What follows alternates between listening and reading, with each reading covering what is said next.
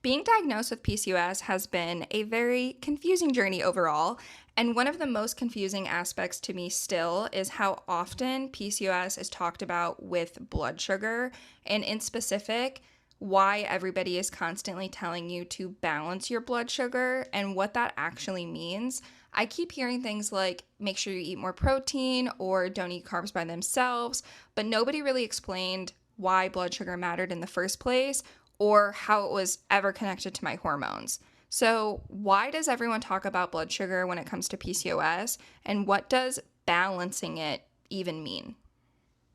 This is such a great question, and I agree with you that the diagnosis of PCOS can be super confusing, especially as it relates to blood sugar. When people talk about balancing blood sugar, they're typically referring to the dietary changes one may take to try to avoid blood sugar spikes in order to avoid really high levels of insulin. This matters because when insulin is chronically elevated, it can lead to several hormonal and metabolic issues. The first key thing to understand is that PCOS is not just a reproductive system issue, it's a metabolic issue as well. This is largely why PCOS, polycystic ovary syndrome, has been recently renamed to PMOS, or polyendocrine metabolic ovarian syndrome.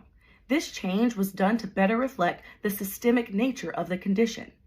Insulin matters in PCOS/PMOS because the condition is highly associated with insulin resistance. When your body is more resistant to insulin, insulin levels increase to metabolize sugar and stabilize blood sugar levels.